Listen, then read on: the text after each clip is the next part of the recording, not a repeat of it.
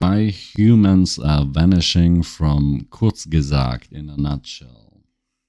Let's see. Will halve by the end of the century. The median age in Italy has reached 48. Yeah, you can tell that the population in Italy is old anyway. All around the world, birth rates are crashing. Is humanity dying out? What's going on? And how bad is it? Well, we're not dying out yet, at least.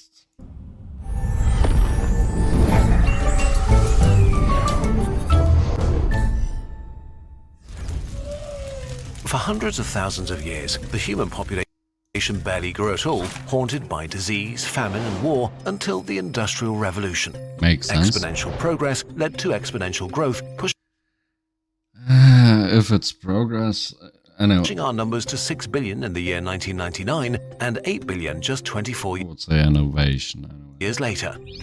And our numbers will continue to rise for at least another 60 years, but We'll see about that. If there's a war, might not, but we'll see about that. this growth obscures something. People kind of stopped having babies. For a stable I wonder why they stopped having babies. With this economy, with this inflation, with this kind of... there is a lot of opportunity, but there is not a lot of... What would I say? Well, the economy is mostly to blame for the decline of young people. Anyway. population, every couple needs to have 2 children on average. If the number is higher, it grows. If lower, it shrinks. No shit, Sherlock. If it's well below, it shrinks a lot and quickly. Like in South Korea, one of the hottest exporters of pop culture. I wonder why South Korea has so few kids. Maybe they looked at North Korea and thought, anyways. Its fertility rate lay at 0.8 children per woman in 2022, the lowest in the world. This means 100 South Koreans of childbearing age today will have 40 kids, who then will have 16 kids, who then will have 6. If nothing changes, then within 100 years, there will be 94% fewer young people and South Korea will see a population implosion. Makes sense. That is, if things stay the same. We have yet to see if there's a bottom to fertility rates. The bottom to fertility rate is 0, in a nutshell. Just that, having no kids, that is 0. Alright? Just that we're clear. Although looking at the bigger picture and absolute numbers, this population will not shrink that much. It simply returns to the level it once was. In 1950, there were 20 million South Koreans. In 2023, there are 52 million, and by 2100, there will be 24 million. Yeah, there will be. That's a little hard to predict in a nutshell, but fine. Again. But the issue is not that there will be fewer South Koreans, the issue is the composition of the population. In 1950, the median age was 18. In 2023, it's 45. Jesus Christ. See what we're working with? In 2100, it will be 59. Jesus H. Christ. A country of seniors. And South Korea is far from alone. China may be seeing the steepest population reversal in history, unstoppable at this point. Rapid industrialization, urbanization, and rising incomes meant that the Chinese started to prefer smaller families. That, plus the introduction of the one-child policy, which I don't know if that is why they preferred to have fewer children.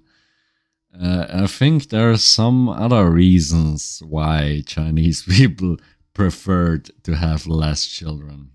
One-child policy surely is a factor too, but I don't think that the industrialization of China is the reason. Anyways. which aimed to slow population growth, means that China has had a low fertility rate for decades. Yeah, I wonder who is gonna produce all the stuff in the world if China has a birth decline.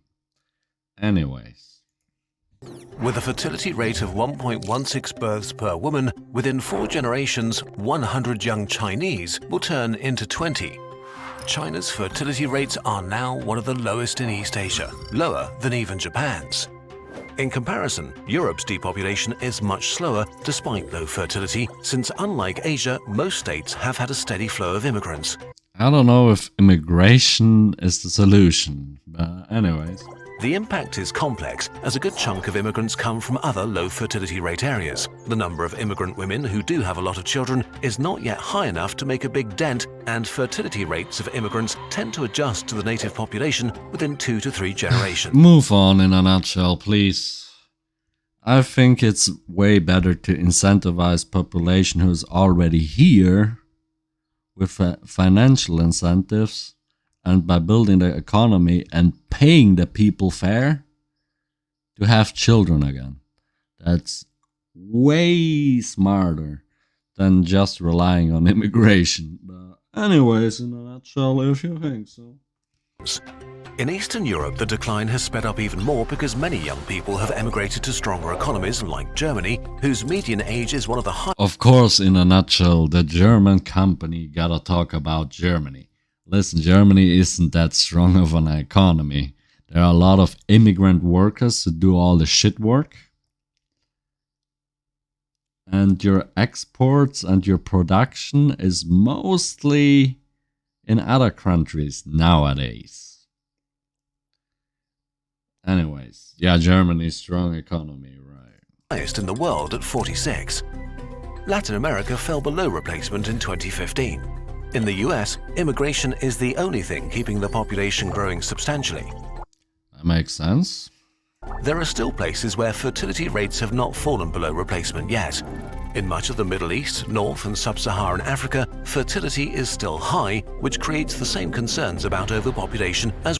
Yeah, I wonder why. Because they're not as capitalistic as the other countries. The people are still allowed to have a little bit of fun there. Anyways. When Asia grew very quickly in the 1950s, but that turned out to be unfounded. But recently, the UN has reduced its forecast for Africa's population drastically. For Nigeria, estimates were lowered from. It's hard to tell. Anyways, let's speed up the video a bit. 1.5. 733 million to 546 million by 2100. Similar trends are being noted across the continent. As Africa develops, fertility rates are shrinking much faster than anticipated. It's becoming more likely that East Asia's story will repeat itself. By the end of the century, most places in Africa may be below replacement too. So declining birth rates and aging populations have become a general trend all over the world. Why is all of this a big deal? Demographics and poverty. For a functioning society, you need enough people in the prime of their lives. Young and That's very true. Young people do the work. middle-aged people do most of the work. In any economic system, working-age people create a society's wealth. In retirement, you stop contributing as much to the economy.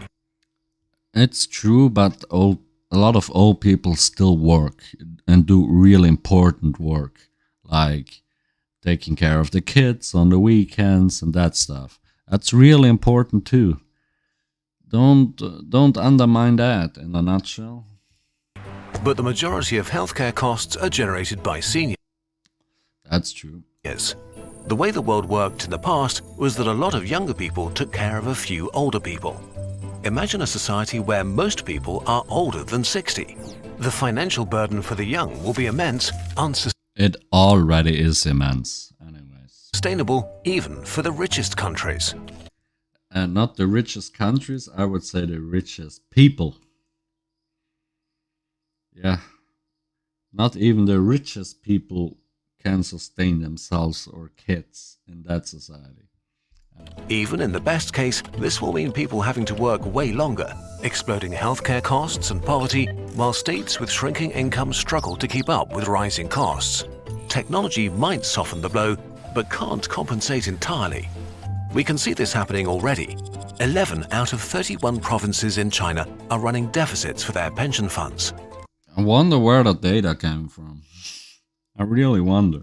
They got old before they got rich, and now they can't really catch up. And that generation normally should be able to get rich if they work their asses off. Normally.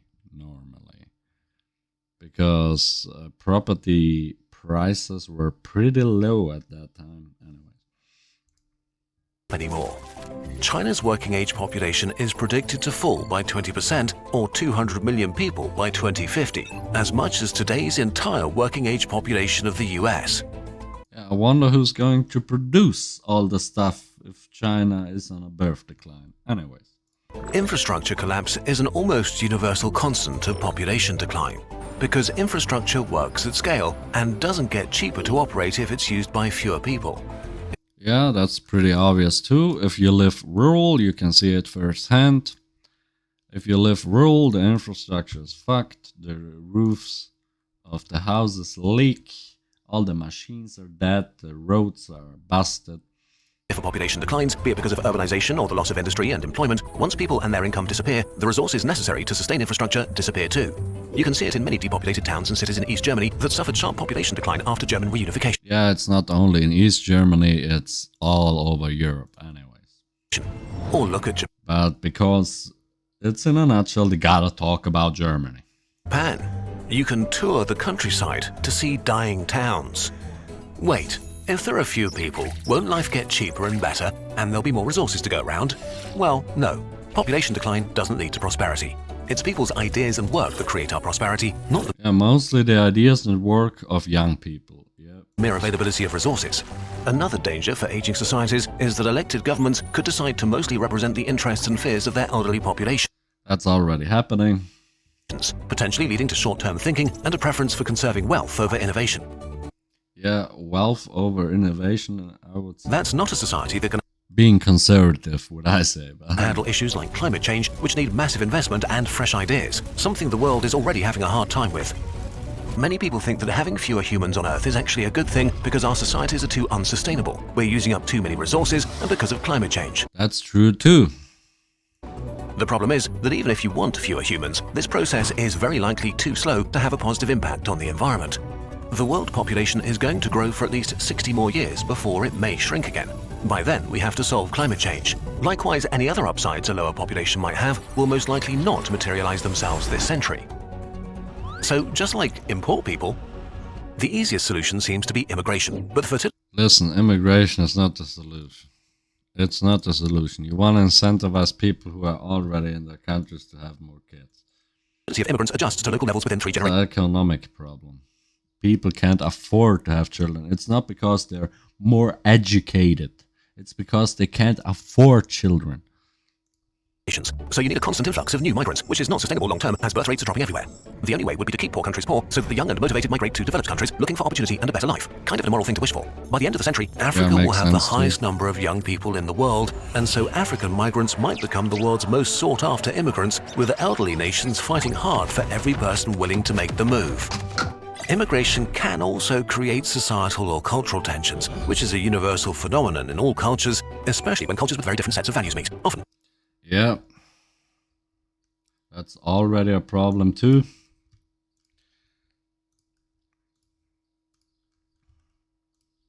leading to a backlash that slows immigration down again. It's easy to be frustrated at this, but ignoring this will only divide societies, empower demagogues, and increase xenophobia. Economically, immigration I googled xenophobia before because this is a second take. Xenophobia is the fear and anger against immigrants. There's a lot of xenophobia going on at the moment. Anyways. is largely beneficial for societies, even if this seems counterintuitive to many people.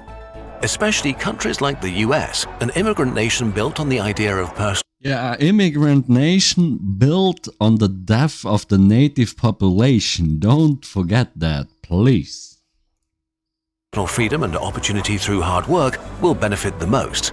Countries like this will have a clear advantage this century, especially if they can attract the world's brightest and most ambitious. That makes sense. Conclusion and our opinion. Yeah, I don't want to hear that. That's my opinionated comment on why humans are vanishing from In a Nutshell. I have a great day, and I'll see you around.